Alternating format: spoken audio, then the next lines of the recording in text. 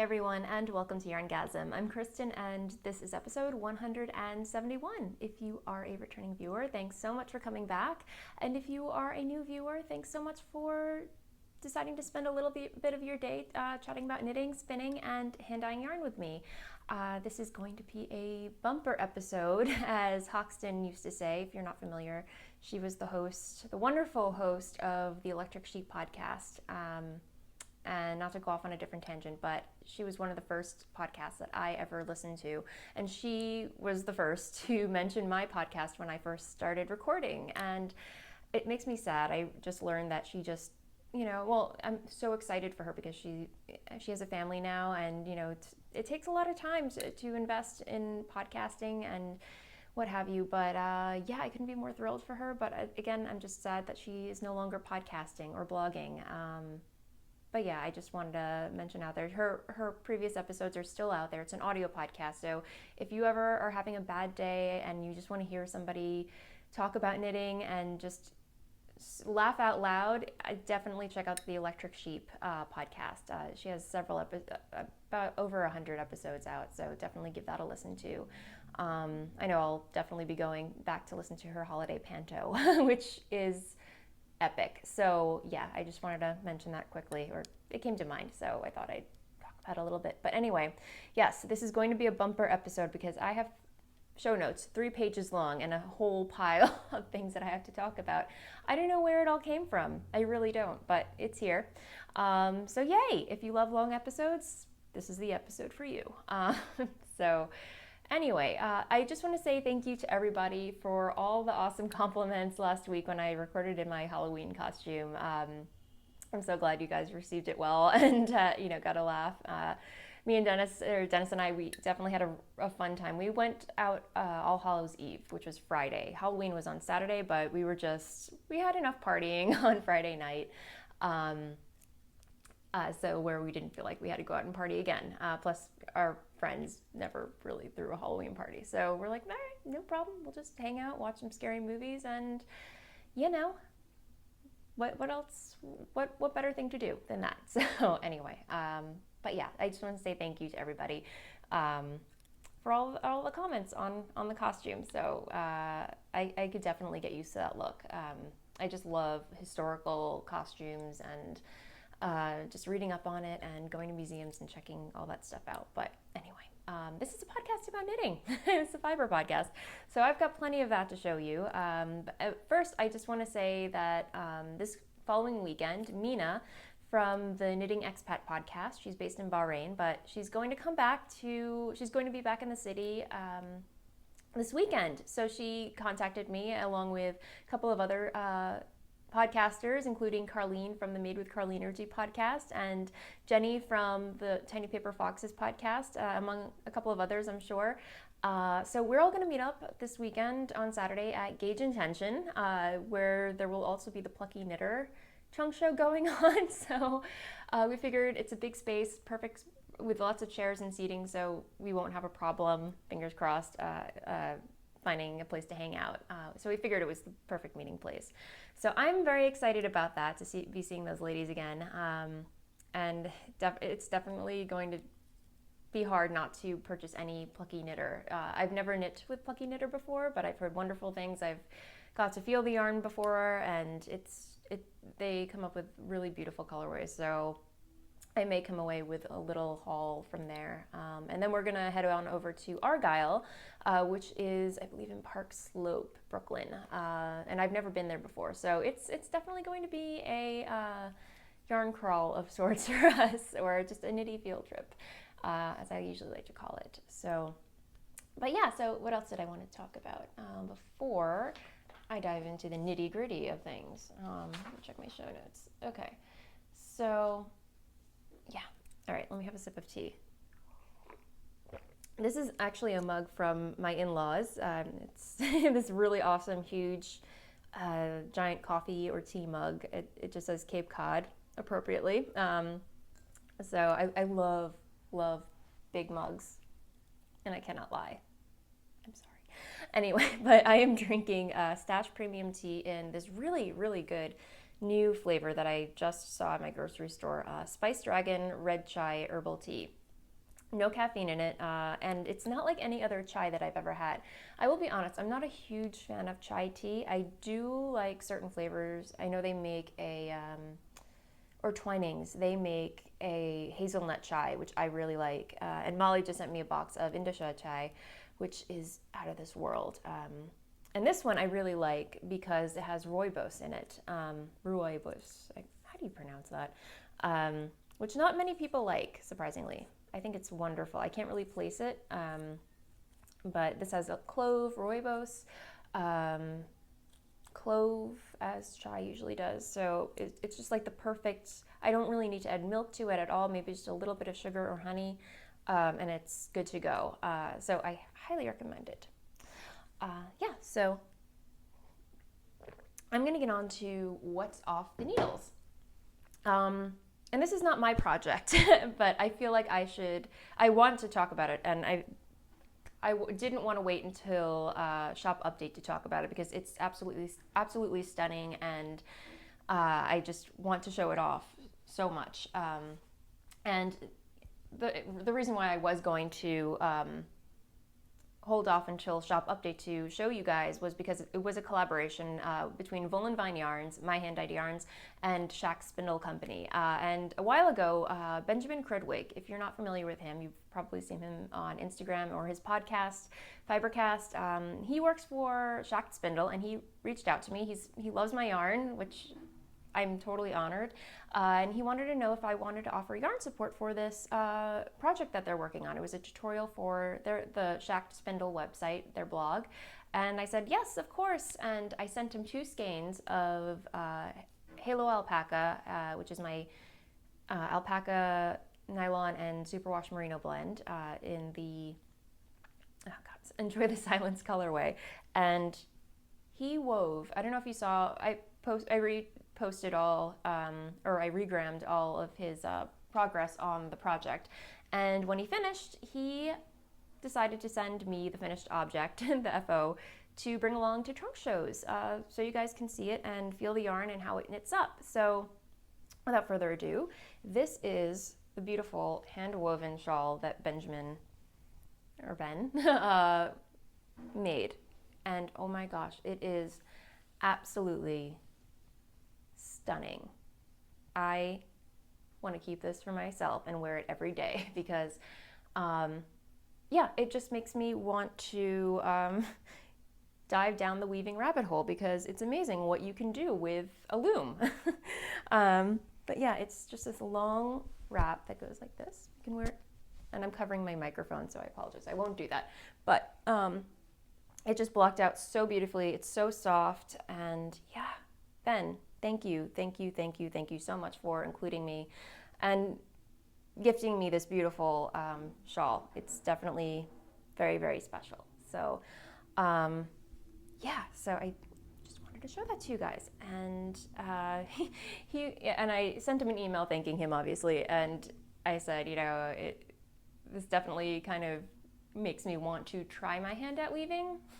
I don't know. I need another hobby. I really don't. I have sewing, I have spinning, I have knitting. I don't need another hobby, but yeah, such the enabler. He sent me a little something else. It's a mini loom, which I've never used before. This is definitely going to be fun. And he sent me a couple of, inspiration projects to work from. So I might have a lot of fun with this because I have plenty of little hand spun batlings. So I'm very excited. Thank you so much, Ben. This is amazing. And yeah, definitely check out his podcast. He's great. Again, it's called Fibercast. So that'll be really, really fun. So that is that. Then I have my finished object that I have off the needles are my Lantern Festival socks. Just plain cuff down vanilla socks with Fish Lips Kiss Heel, and the yarn is by Jinx Yarns in her Glitz sock base in her Lantern Festival colorway, which, oh my gosh, I love it. It's so autumnal, and I love that word autumnal. It sounds obnoxious, but autumnal. It's brilliant. So anyway, I'm rambling. But yeah, these are so fun. And generally, I'm not a huge fan of pooling or flashing. It's not my thing, but oh my gosh, these just blew my mind when they were completely knit up. I was just like, this is awesome. So anyway, can you tell I'm excited about these socks? Yes. So I didn't block them yet. I don't think I will block them. I'm just gonna wear them, enjoy them, wear them in my boots. So yeah, I'm definitely going to have fun wearing these. So yeah, and I think I saw in her last shop update, she had a couple of skeins of these left. I could be wrong, but definitely worth checking out. I think she has it on another base. So yay, one finished object. And when you finish a pair of socks, one must cast on another. And I know I said that I was not going to, this is going to be the season or the year of sweaters and big garment objects. Well, it's not 2016 yet, so I suppose it's okay for me to cast on another pair.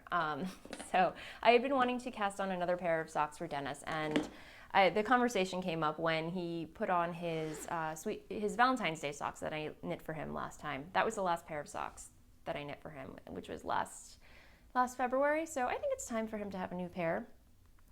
So I asked him, I was like, why don't you ever wear those socks? And he's like, well, they're too itchy. I like socks that are not itchy.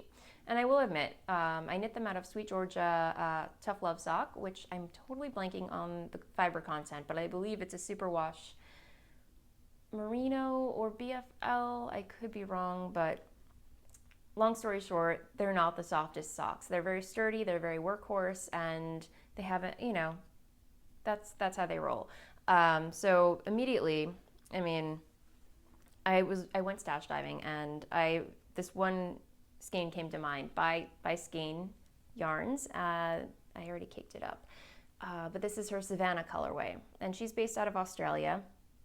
And I showed this to Dennis, and I let him hold it, and he's like, yes, I love these. Like, he immediately fell in love with it. So I was like, okay, these will be your socks. So, and I'm using my DPNs again.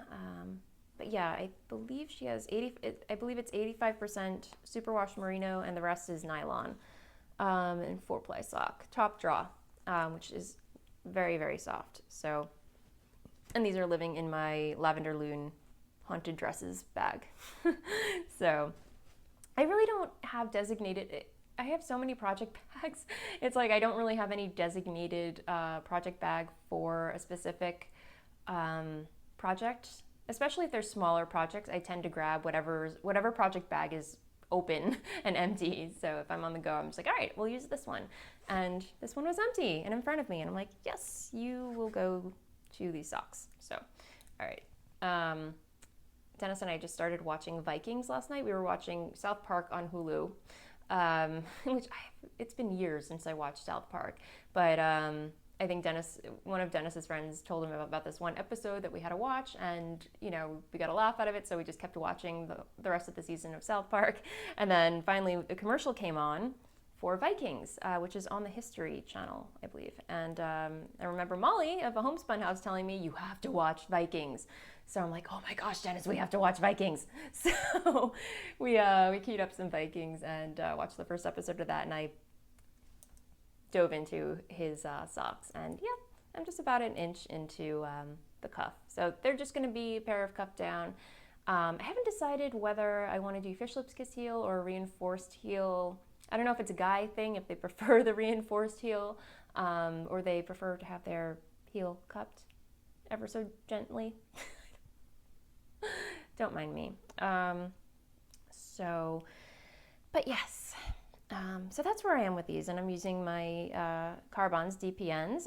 I'm warming up to these, you guys. These are slowly but surely growing on me. But yeah, mainly because I still have my blueberry waffle socks on my circulars, doing magic loop, which I've kind of fallen out of love with.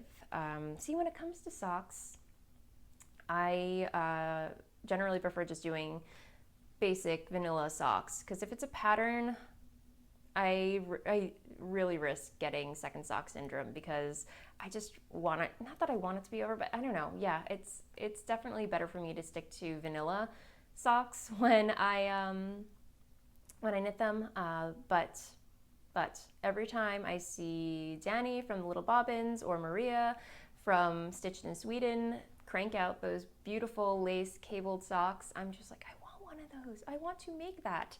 So yeah, I don't know, in time, we'll see. But for now, blueberry waffle socks are sadly on the back burner, along with my lumpy space shawl. Not that I've fallen out of love with it. I want to knit it and I want to finish it.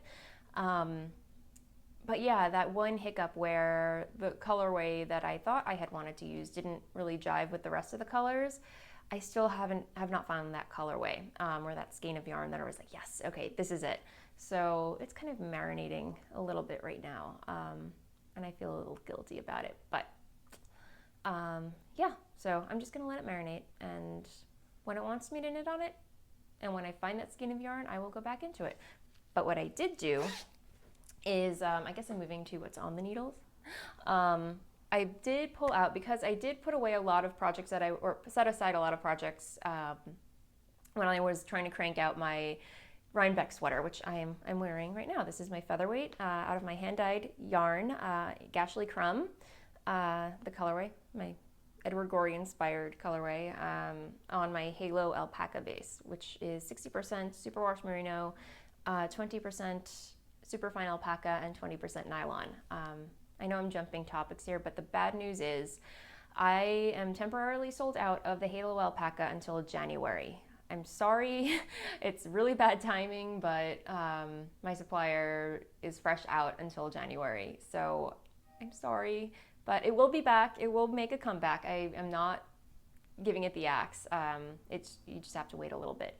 So I appreciate your patience and understanding. So yes, but back to what I was saying. I did pull out a project that I had on the back burner for a little bit, which is in this lovely bag, handmade bag by Isabella, the Fluffy Fibers podcast. And I'm knitting on her verdure shawl. And yes, I want to finish this so badly, and I've been craving to knit on it as well, so that's a good sign. It's a lovely pattern, and I know I was toting it as the perfect spring pattern. It is now fall. So, but once it's done, I will still want to wear it because it is so beautiful. And this is out of my hand-dyed yarn in the Succulents colorway on the Blitz base. So I don't know if you can see any of that stellina there. So yeah, I have not knit on it since I last talked about it, but now that it's out and in front of me, and not out of sight, out of mind, I'm going to work on it. So yeah, by next week, you should see some progress on it. So yes, so yay for picking up old projects. Not old projects, but marinating projects, as they like to call them. So let me see. Okay, so I guess next on the needles is in my homespun house bag with pine trees. Is my quadri hat. I don't think I made any progress on this since I last showed it to you. Maybe a little bit, but I'm still on the ribbing, or I finished the ribbing. Now I'm just a couple of rows into the actual pattern, the meat of the hat. And I'm using US size 8 DPNs metal, and I'm not loving it. But I will say it's going way more smoothly than the last, I have it right here next to me, than the Jill Draper Make Stuff yarn. But I'm definitely tempted to switch over to some Cirques with these because the metals are just way too wonky in my hands. And I'm using Old Wool Classic Merino, which is 100%, what is it? Why can't I remember this? It's 100% certified organic merino in the ash colorway. So very lovely slate gray. This was supposed to be for Dennis, but the more I knit on it, the more I want it for myself. Am I a horrible wife? I think so. I don't know, we'll see. Maybe we can share it. We can share the hat and see what he thinks of it. So yeah, and it's a quadri hat, which is a hat pattern by Michelle Wong. And yes, here I did not frog the other hat. I know last week I said I frogged it, but I was going to frog it. I haven't decided yet. I still haven't decided yet. But yes, this is Jill Draper Make Stuff in her Empire Mini base. And yeah, her Empire mini base, but it's Aran weight, 100% Rambouillet wool, and it's very high twist, very rustic, and it's lovely it's lovely yarn. I just don't think it is perfect for a hat. It just feels very stiff and rustic, and it can stand up on its own. But I'm sure if I block it, it'll be a lot more. It'll have I don't know. I feel like it'll soften up. So I haven't given up on it yet. I don't know. I'm letting it marinate. That's all it is. I'm just letting a couple projects marinate, and we'll leave it at that. But moving along, I have in my homespun house project bag this awesome patchwork. It's so cool. I love it, Molly. Molly, you are amazing. Is my Stonecutter pullover, another pattern by Michelle Wong, and I've been making progress on it. So this is still the back, and this is out of Quince & Co.'s Lark in the Damson colorway.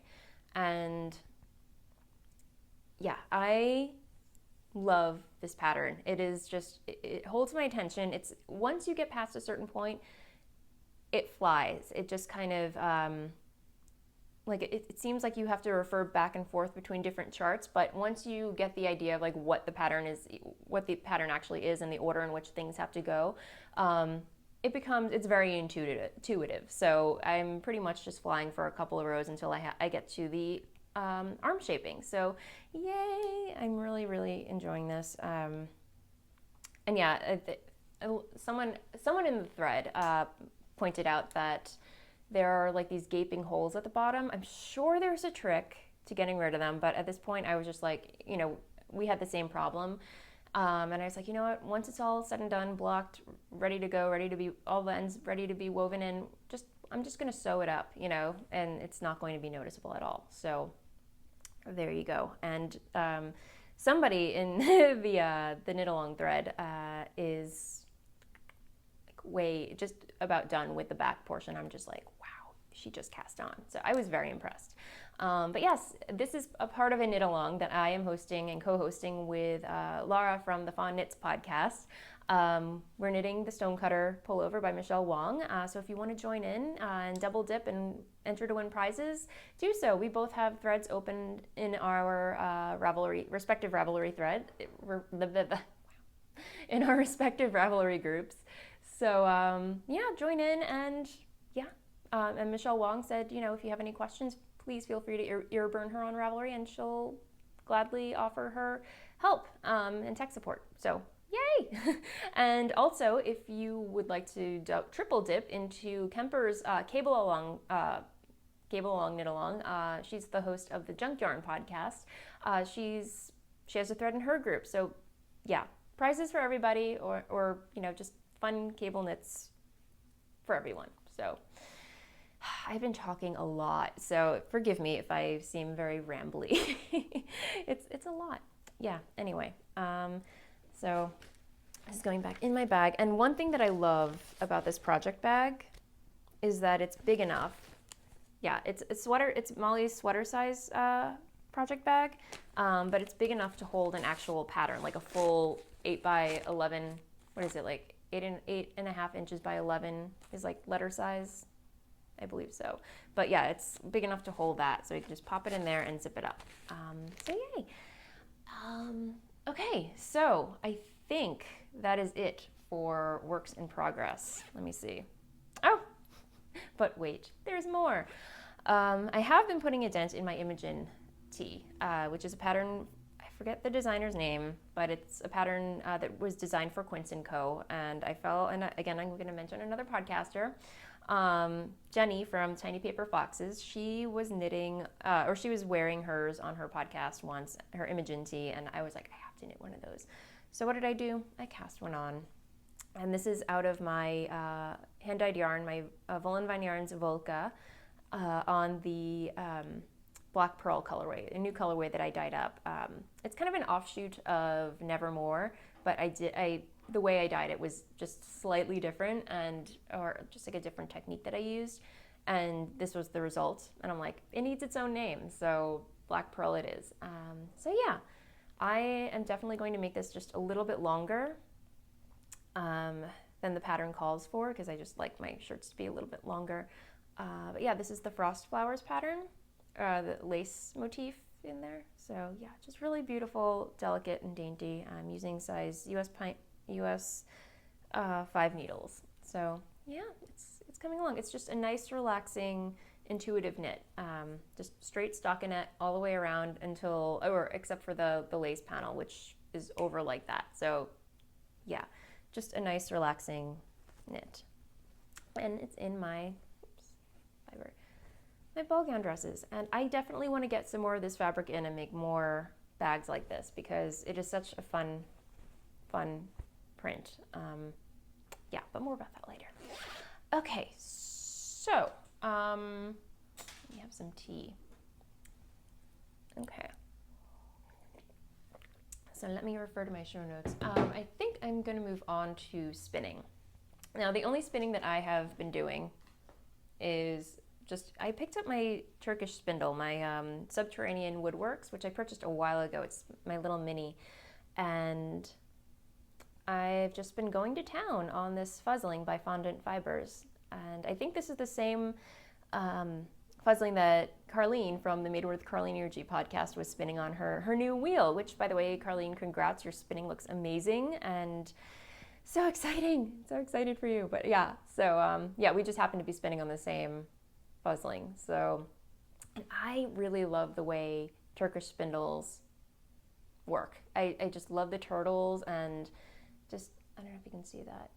It's just so cool and compact, and when you're done spinning with it, it works like a center pull and outer pull, and you ply it up and do the same thing. So I cannot wait to spin with this. So, and many of you have been asking me to do a spinning tutorial, and why, I have no idea. I am by no means an expert when it comes to spinning. When I think of, you know, I would definitely check out JC Boggs Faulkner, who has a craftsy class. I would definitely refer to Abby Franquemont, who is a genius, and especially, yeah, Abby Franquemont is the go-to person for drop spindling, if you want to learn. And also, Judith McKenzie is a genius at the wheel.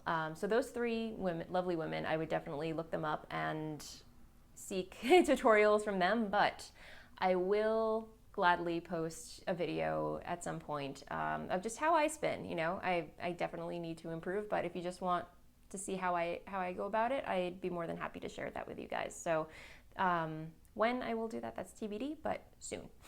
So, but yeah, that's what I've been working on.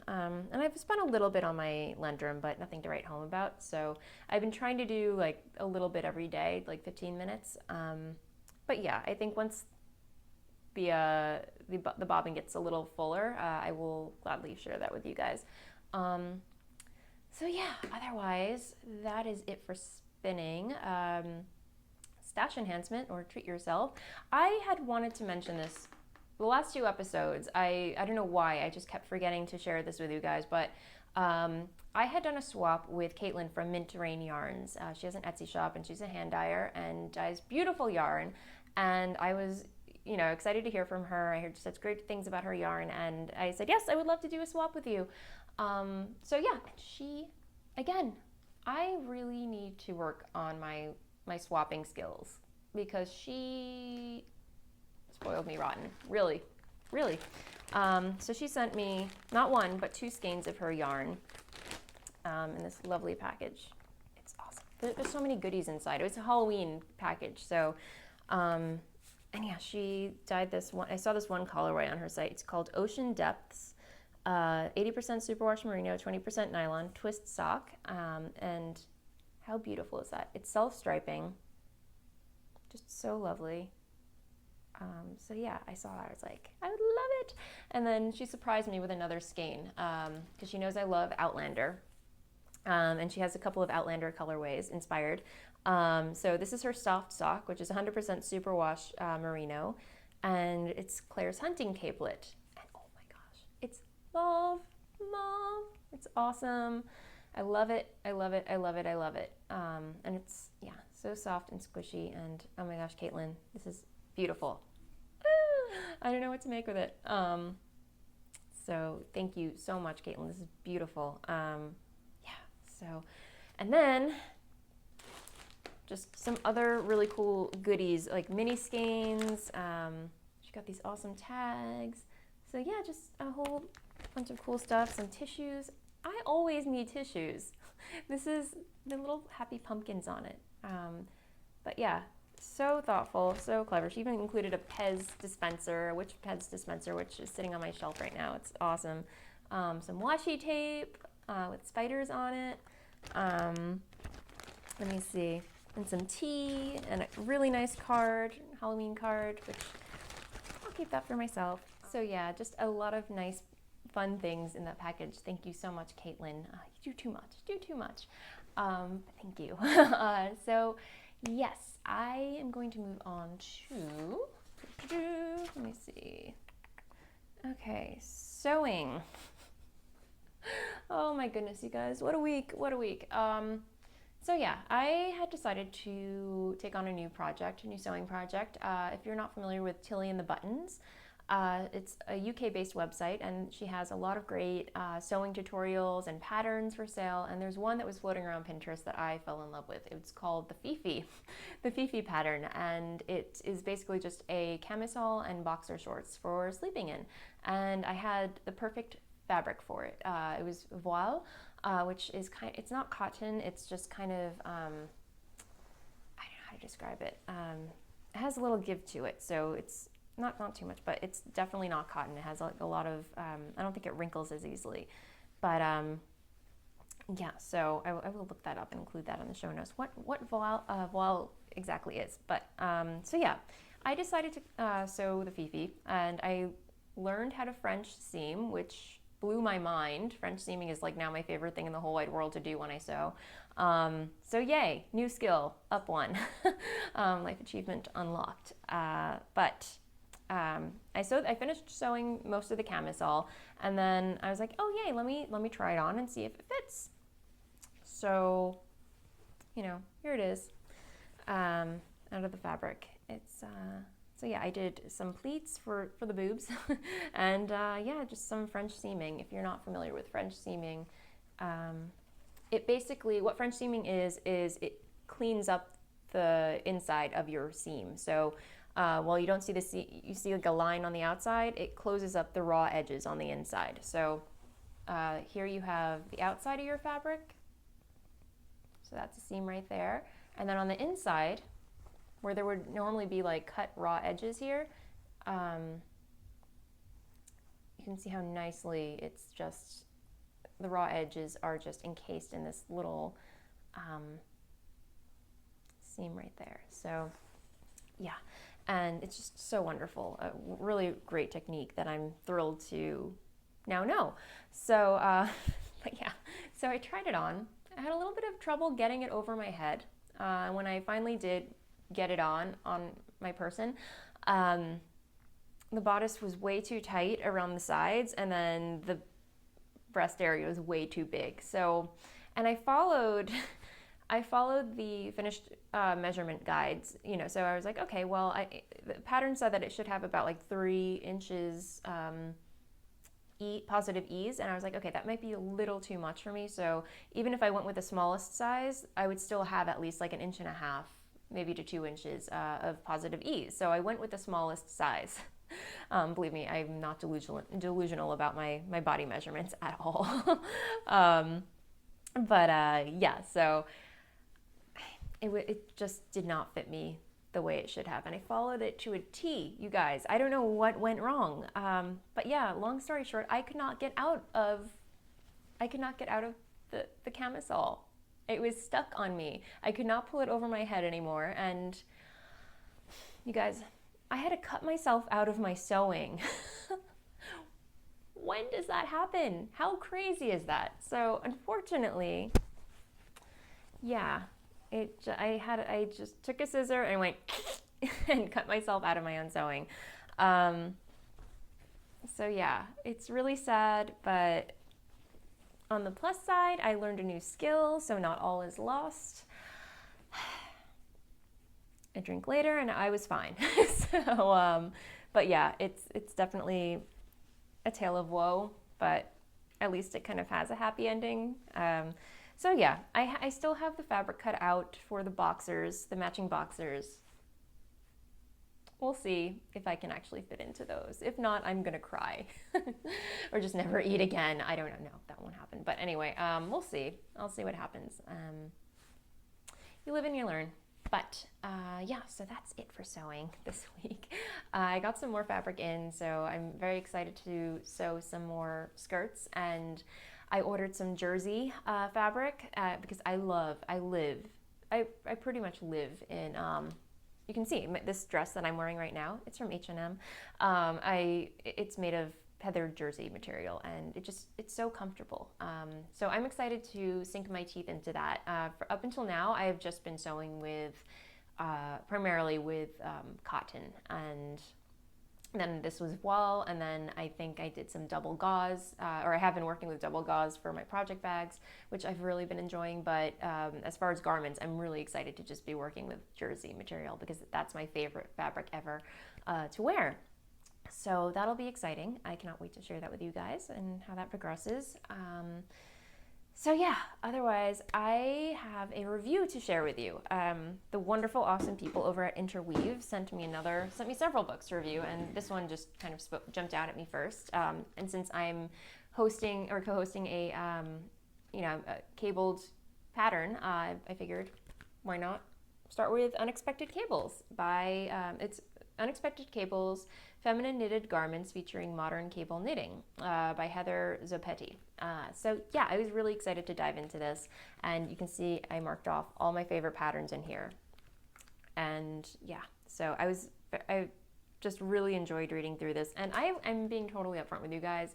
Full disclosure, they sent me this to review, and I'm giving you my total honest opinion. If there's something in here that I don't enjoy, I will definitely call them out on it. But yeah, I really enjoyed this overall. So I figured I would just share with you some of my favorite patterns. But let me see if there's anything else I wanted to mention first. But yeah, the overall idea of this book is to, because when you think of cables or cabled patterns, immediately what they say is like a fisherman's pullover comes to mind, like traditional cabled knits, cabled socks, cabled hats. What this book tries to do, and which I think it achieves, is to modernize cables and shed a new light on what all the things that you can do with cables. So they break it down into 3 chapters. There's a chapter on refined cabled knitting, which takes finer yarns like fingering weight and lace weight, and they show the types of cable work that you can do with those. And then there's the next chapter is lace, and it shows you what you can do with lace weight. But just like with the refined chapter, just all these really intricate, detailed cables that you can apply to knitwear. And then finally, the last chapter is abstract. So all the crazy abstract things that you can do with cables, which I think is really fun. So yeah, I will share with you one of my favorite patterns. They sent me some high-res images that I can just splash over what I'm talking about, so you can get a better idea of what they look like instead of me holding the book up. So the first pattern that I really, really like is the Warwick Tam, and it's just this, again, beautiful, it's in the refined chapter, and it's just a simple tam, but it has like all these delicate, intricate cables throughout, just twisting, very simple. And it's definitely something that I would knit. And yeah, so there's that. And then if you're looking for a really cool pair of long, detailed socks, if you love sock knitting, the Raffo socks. It's just a lot of twisted stitches and delicate cable motifs throughout, and it has like a really beautiful picot cuff at the top. Just really, really stunning and beautiful. I almost want to cast these on right now. The next one is, let me see, in the lace section is the Ronks stole. Just really, it kind of reminds me of the print of the wave stole a little bit. Just cool. It definitely looks like waves or water. I think it has to do with the colorway that they use too, but it's knit out of this beautiful mohair almost. Let me see. The Alpaca Yarn Company Halo. that looks familiar, that name. But yeah, it's 78% brushed suri alpaca and 22% nylon. But it just has like this beautiful halo to it. And it says this elegant stole combines cable and lace. Yes, it does. So there's that. And I have to say the photos in here are absolutely stunning. They're beautiful, detailed, and they show different, ways of different angles. So I feel like they're very thorough with that. Where some pattern books, they just show you one shot, like one way that the garment is styled. So this is one thing that this book does very well. And then another sock pattern, which kind of reminds me of a Cookie A pattern. I'm totally blanking on the name of that pattern, but the Drummore socks. And it just has this really simple, vanilla, think of it like a simple vanilla sock, but then it has like this one path of cables just traveling from the toe all the way up around the side of your ankle. And it's just really beautiful. And then they have a lot of sweaters in here. A lot of them I'm not too keen on. I'm just, some of them are a little, like, not for everybody. It might suit a different body type. But for me, I really like the Penryn pullover. I feel like it kind of reminds me of the Big Cables and Little Cables 2 pattern, which was published, or it's available on Ravelry to download or to purchase. I just had like this yoke with all these different sized cables. And I love the way this kind of reminds me of it for some reason. Just a really cool abstract cable going along one side. So yeah, I could totally see casting that on. And yeah, so, and again, they show you the back and the sleeve and how everything's constructed. Just really, really beautiful. And okay, so I'm just gonna move on to the pros and the cons, like what I love about it. It has beautiful, as I mentioned, beautiful detailed photos showing all different angles of the pattern. And then they have very clear instructions, very clear schematics, along with a helpful stitch glossary in the back with diagrams. And yeah, I mean, otherwise, I think, the only thing that I would say is that, and there's something for everybody in the pattern book. So beginner, intermediate, advanced, there's something you will have a takeaway from the book, which I really like. The only thing I will say is that all the patterns are charted, completely charted. There are no written instructions except for maybe certain portions of the pattern, like transition areas or setup rows. But yes, perfect excuse to learn how to read a chart. So yeah, I say definitely check it out. So I could not recommend this more if you love cables or thinking about learning how to cable, or just, having this would make a really lovely coffee table book as well. So it retails for US $24.99, and then in Canada it's $27.99. So yeah, check it out. Okay, so that concludes the review. I'm going to move on to Ask Away, because it's been a while since I pulled a couple of episodes out of the Ask Away thread, which, by the way, is a thread in the YarnGasm Ravelry thread, in which you can ask any question ever relating to knitting, spinning, dyeing yarn, or anything you want to know about me in general. Feel free to ask it there, and I will do my best. If I don't answer it on the show, I will definitely answer it in the thread. Yes. So I will start with Share Knit. She says, "Hi Kristen, what's your favorite stretchy bind off? The bind off on your featherweight looks lovely." Cheryl. Okay, the only stretchy bind off that I know of, I know that for a fact that there are several out there. I just went with the one that came to mind first, which was Jenny's surprisingly stretchy bind off. I don't know if you can see, but yeah, it's very stretchy, has a lot of give, and very easy to achieve. So I know when I was done with the cardigan and I bound off, I used a regular bind off, and I knew for a fact that I was going to have to rip it out, but I was stubborn and I was like, no, it'll be fine. But nope.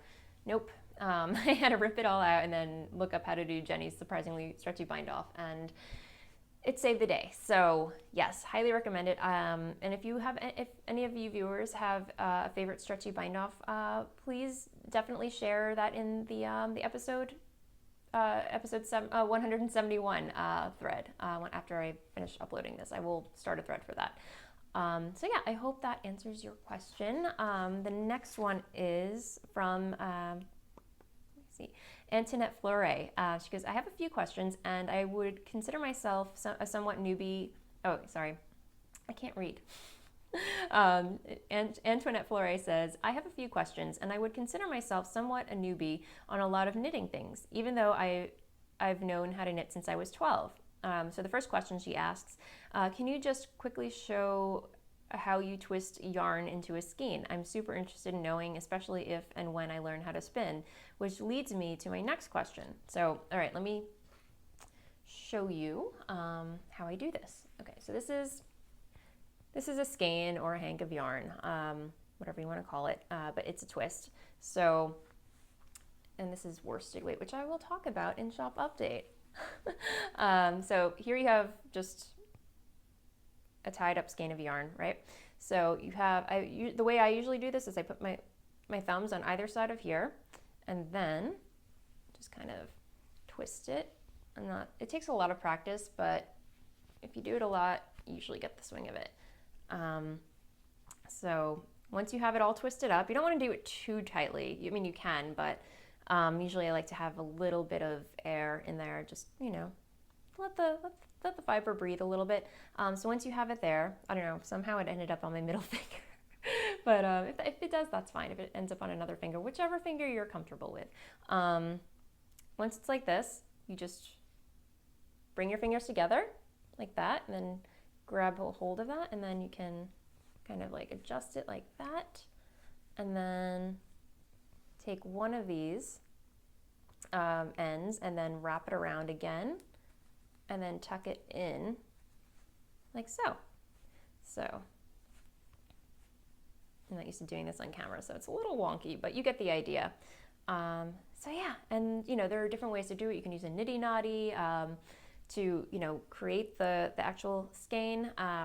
But if you want something really precise and neat looking, you can use a post. I have been known to use a newel post sometimes if the skein is slightly, looks slightly tangled, just to kind of even out everything. I wrap the skein around like a post or something like a chair or something, and something that's grounded, and then pull away from it and then twist it up on itself. So that's another way to do it. But if you want to do it by hand, that's another way to do it. So I hope you found that helpful. And then the second part of your question is, I want to learn how to spin, but I'm not sure where to start. You may have answered this previously, so I apologize. I know drop spindles would probably be easiest starting out, but do you have any tips, books, videos, etc.? I should really create a blog post about this so I can direct you guys, because yes, I have covered this on the podcast in the past, yes, I would recommend learning on a spindle, especially a top whirl spindle. That's how I learned, and I found that the easiest way to get the gist of drafting, and I feel like it's more hands-on as opposed to learning from, there's no right or wrong way. You can certainly learn from a wheel, but I feel like learning how to spin from a drop spindle is more hands-on, and you get a feel for the motions of drafting and just, knowing when to pull more fiber and what have you. But yeah, I will see what I can do about creating a blog post for that stuff. Again, I'm not by no means an expert spinner. I still have a lot to learn when it comes to spinning, but that would be my best advice to you guys. So yeah, I think we have time for one more. Megan Ludwig says, hi Kristen, I'm curious about the day-to-day of your hand dyeing and making. What does a typical day look like for you? You seem so productive. Okay, thank you. I feel like I covered this as well, like just, how my day usually goes, because I do work from home, and yes, I love working from home. I'm more motivated when I work by myself. I definitely do not feel like I get distracted. I don't watch any TV during the day, so there's no problem there at all. The only TV that I watch are podcasts when I take breaks. But yeah, a typical day is I get up, I eat my breakfast.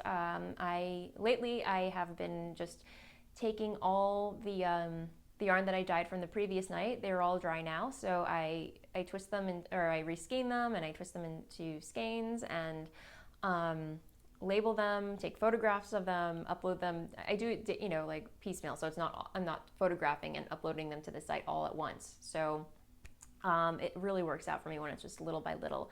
And then, you know, I try to get dyeing done, you know, after lunch usually, so I'm not dyeing at the end of the day, although sometimes there's just so much going on that, be it like managerial stuff, you know, inventory, what have you, answering emails from customers, and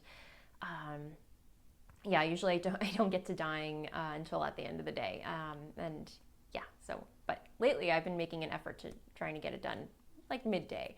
So, but yeah, usually I always do my shop updates unless my schedule is a little, you know, off kilter. I will always have a shop update on Fridays at 2 p.m. Eastern Standard Time, so that gives me enough time in the morning till the afternoon to get anything else like reskeined or photographed up on the site before I have my update.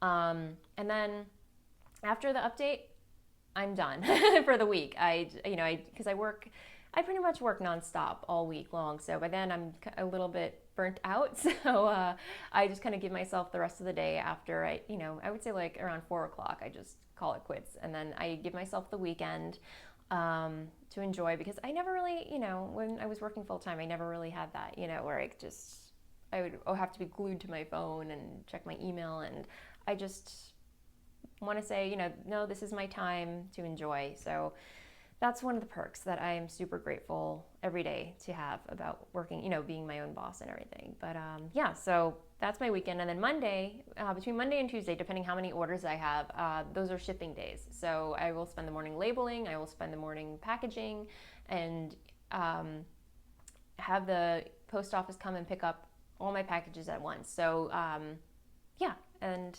the rest is, you know, just the same old. And what else? I definitely do allow myself knitting time during the day, especially like, you know, just an hour.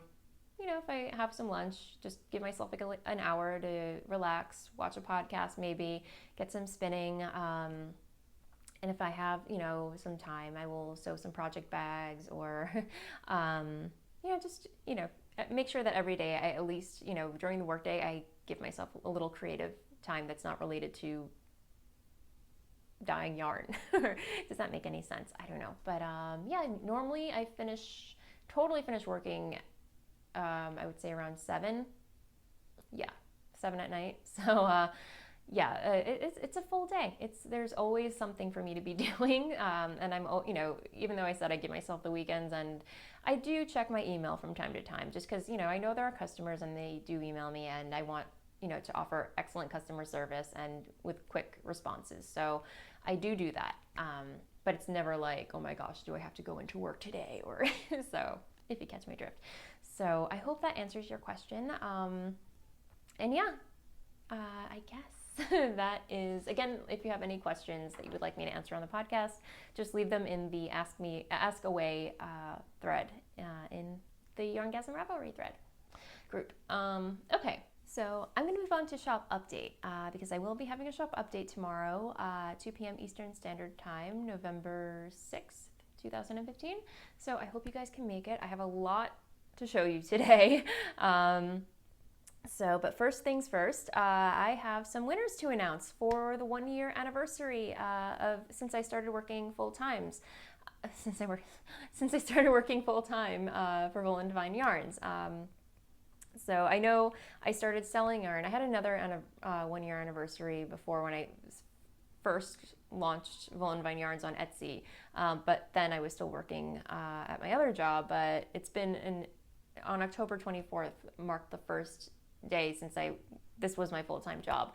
So I just want to say thank you so much to everybody who participated in the giveaway and just left the most wonderful comments and just wonderful feedback, and it just made me feel so great, and it makes me feel great about what I do for a living. So thank you so much for all your kind words and everything. And yeah, I'm so excited to announce 2 lucky winners. And the deal was to leave a comment in the thread, in the Voolenvine Yarns Ravelry group thread, letting me know what your favorite colorway is, and what you'd like to see happen in my shop eventually. So there were 55 entries or participants in the giveaway. So huge turnout. Thank you so much, guys. It really means so much. Yeah, I'm speechless again. So I guess without further ado, I will let you know who won. And I used a random number generator. Off camera, I was just to save time, but I was totally fair. You have to trust me on this. But the first winner is, drum roll, number 245, Knitterly Amy B. She says her favorite colorway is fairy hair, and she would like to see some more gradients or fiber. So yay, congrats, Amy B. Is it Amy? Knitterly Amy B. Please PM me on Ravelry and letting me know which colorway and on which base you would like, and I will get your yarn out to you. So yay! And the next winner is number 63, Terry Glow. And she says, I love dirty on purpose because what's more fun than getting dirty on purpose? It's very organic and earthy. And she would like to see some more simple, elegant colorways in the future. It would be nice to have more solids to pair with your fun, variegated skeins. I cannot agree more. So thank you so much, guys. Congrats. Again, PM me, let me know, and I will get your yarn out to you. So yay. So, oh my gosh, so awesome. But yeah, I thought it would be fun to share with you. It just kind of, I read each and every one of your responses, and it really did make me smile. And I thought it would be fun to share with you some of the feedback that I got from you guys. So the first one was obviously more yarn. I'm going to show you guys, I'm doing everything that I can to make sure I have enough yarn in the shop every week. Unfortunately, I have no plans to expand, hire staff or anything. I really enjoy just working on my own. But believe me, I'm doing everything that I can to make sure that I have yarn in my shop every week for you guys. And then a lot of the top favorite colorways, no surprise.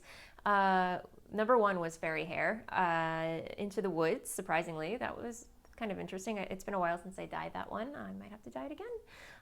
Mexican hot chocolate was very popular, Dirty on Purpose, Nevermore, and Poe, and Malbec. And some of you have also been requesting some more other wine colorways. So I think I can make that happen. Some other things that people would like to see in the shop are more project bags with matching notions and pouches, kits. I am planning to make kits. I'm very excited about this. No idea how it's going to go down, but I am definitely planning on having some, if not before Christmas, definitely after in the new year, early on, like maybe January. So yeah, we shall see, or I will let you know as soon as those are in the works. And then more tutorials on spinning, dyeing, cast-ons, and sock knitting. Yes, so I am definitely planning on producing some more tutorials for the website. I know it's been a while. I only have one tutorial to show for right now, but I definitely want to do some more helpful tutorials for you guys. So those are definitely coming down the pike. And then many of you have been requesting some non-superwash blends on bases, which I will talk about in a little bit. And I think that was it. So, more greens, more purples, and more speckles. So yeah, just a happy mix. Many people want more speckles, many people want more tonals. I'm doing what I can. So, but yeah, since I just want to say thank you for all the feedback. It's extremely helpful.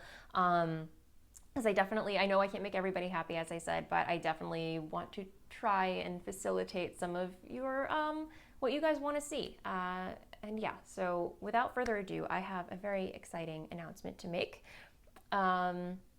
Starting tomorrow, it just came in the mail today, I am introducing 2 new bases. Because number one, Halo Alpaca and Footsie, unfortunately, are temporarily sold out for a few months. As I mentioned, Halo Alpaca will not be in stock until early January. So I apologize, but in the meantime, there are some 2 new exciting bases that I am excited to share with you guys. We have worsted weight. This is 100% non-superwash merino 4-ply. And the light is totally blowing it out, but it is so squishy and soft. The hand is incredible, and I am so excited to be working with this.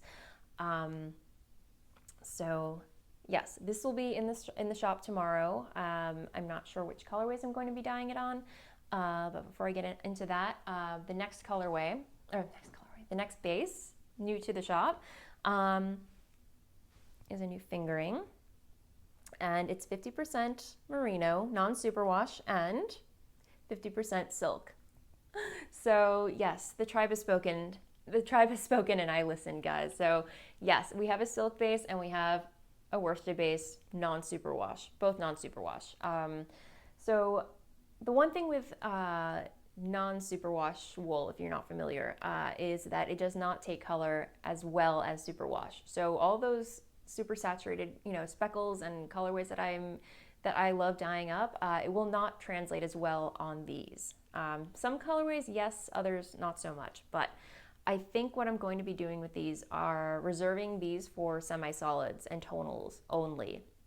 I'm going to play around with certain colorways, see what happens. But yes, I'm assuming if you're going to be knitting with silk, it's going to be a shawl and you kind of want that lace motif. If you're knitting lace, you want it to kind of show, don't want crazy colors to take away from that beautiful patterning. And even if you're knitting a sweater or a cardigan, you just kind of want you want to show off the detail of the cables or, just a solid color. I don't know. So I'm going to play around, see what works. And yes, but these will definitely be in the shop tomorrow. So I hope you can make it 2 p.m. Eastern Standard Time, like I said. So yeah, I'm super excited about those. I haven't decided on a name for them yet. It will come to me when I'm dying, I guess, that you will all know, and I will advertise it on the main screen when you go to voolenvineyarns.com. But yes, I will have other colorways on my regular basis tomorrow. I'm dying like a mad woman, guys. But yes, as upon request, Malbec. We will have Malbec in store on Volca and Blitzed. Same with Special Snowflake. Let me see. Black Pearl. This is on Blitzed. You can see sparkles. And here's Black Pearl on Volca. So, yeah. Then, let me see. I will have some Deck the Halls. I've been dyeing Deck the Halls because instead of Holly Jolly more so because a lot of you have just been requesting speckles and love the speckles. So this has been kind of taking over as far as my holiday colorways go, along with Special Snowflake. So I figure, here's the Christmas colorway. Here's kind of like everyone's colorway. You don't celebrate Christmas. You still have a holiday colorway that you can dive into. There's that, and then I will also have Deck the Halls on lace. This is how it looks reskeined, just to contrast and compare.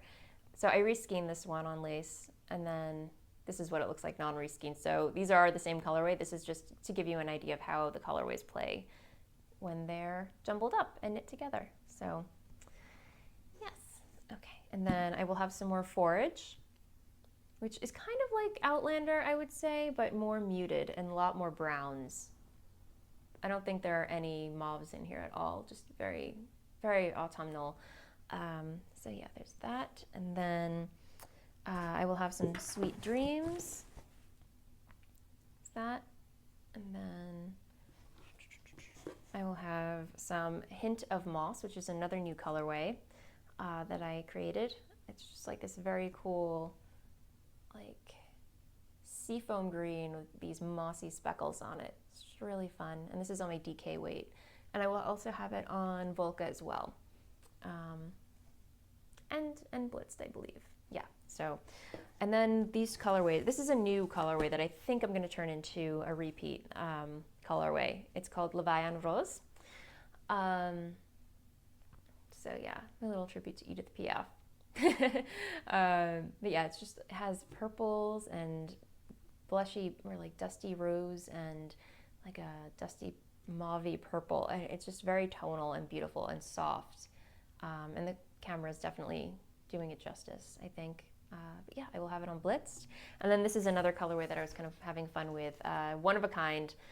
This is called I Love You, but I've chosen Darkness, which is a band. I don't know if you've ever heard of them. But yeah, the name and the colorway just kind of wanted to be together. So yeah, I will have one on Volca and one on Blitzed. So yay! So yeah, that's it for yarn, and I have been a busy bee with sewing this week. So I will have some project bags, 3. So let me get those for you guys. If you watched Laura from the Dyer's Notebook, and she's also the dyer of Jinx Yarns, I had made her a project bag, and I had extra fabric left over, so I decided to make more project bags out of it. And so I have this one, which is really adorable cats playing with balls of yarn. I could not resist. And then, of course, on the back, just a cat chilling in a paper bag like they do. And each one will have just a little progress keeper with a little kitty on it. So, yeah. And then on the inside is this really awesome double gauze lining. Just really fun, really soft. I love double gauze, it's my favorite. And yeah, with the canvas bottom so your needles don't poke through. And then I have a pink version of it. So again, some more cats playing with yarn. And then on the back, you just have like a basket, cat chilling with some flowers like they do. And again, on the inside, it's got the same olive fabric. I'm definitely ordering more of this because it's just lovely. And then I have the same one, just a different part of the fabric where it's cats. What's that? What's going on? And then on the back, cat on its back playing with yarn. So, and a nice long strap for you guys to just kind of, tote it around on your shoulder or your wrist, whatever, what have you. And these aren't like super stiff. I kind of like my project bags to be a little floppy, so if I want to kind of smush them up in my bag, they do, but they still hold their shape. Like if you put a project in here, it will stand up on its own, but in general, like if you have nothing in here, it's a little floppy, which is fine, because I generally, 9 out of 10, whenever I take a project with me, I put it in a project bag and shove it in my whatever bag I'm carrying, so it's in there. So yeah, so there's that. So just the pink ones have handles, and then I actually ran out of fabric with this one, so no handle on this one. But yeah, so that's fun. I will have more project bags coming soon. I ordered a whole bunch of holiday fabric, so I'm very excited to bite into those and create some fun holiday project bags for you guys. So yeah, just yay, project bags. It's been a while, but I don't know what, I think because I switched my schedule around a little bit, I was able to find some time and get some projects done. So very excited about that.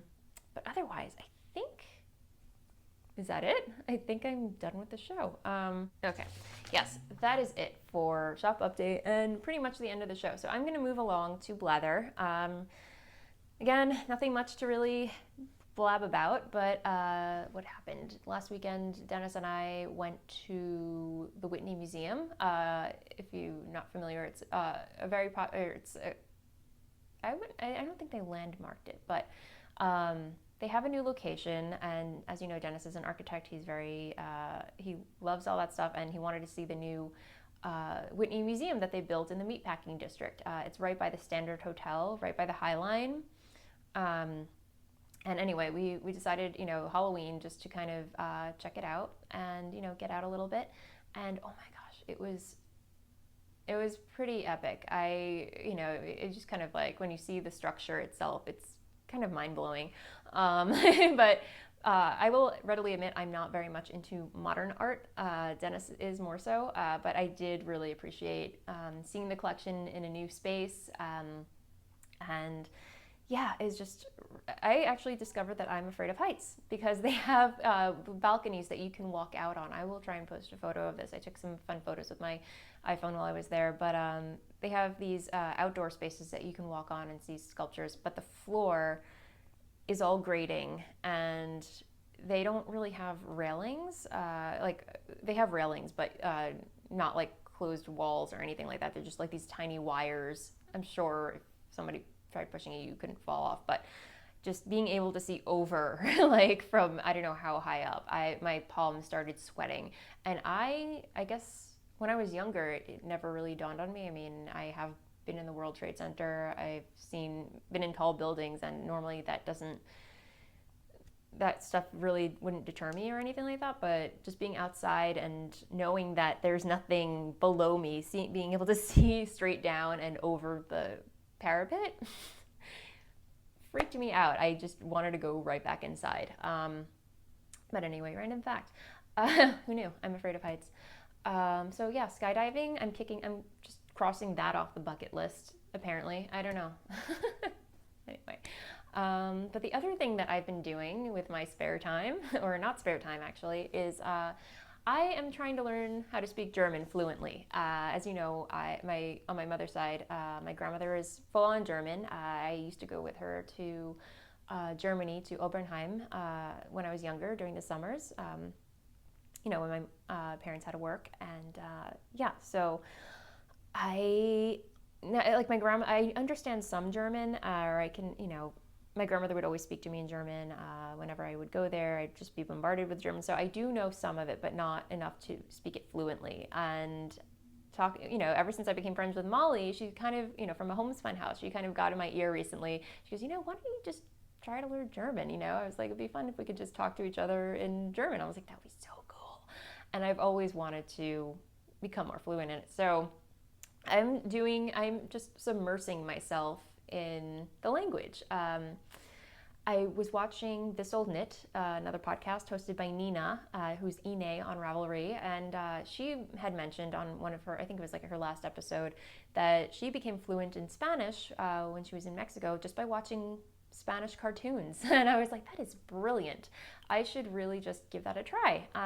So I YouTubed Deutsche cartoons, and the first thing that came up was Teenage Mutant Ninja Turtles. And they had the whole back catalog entirely in German, and I just would sit there or have it going on in the background while I was working or just taking a knitting break, and, just having it going. I may have understood what they were saying, I may not have. But yeah, then I also remembered that a while back, Gigi from the Knitmore Girls had mentioned a podcast, the Creative Mother, hang on, I wrote this down. Never remember it. Why can't I remember it? What is it? The Creative Mother Thinking podcast, Handgemacht.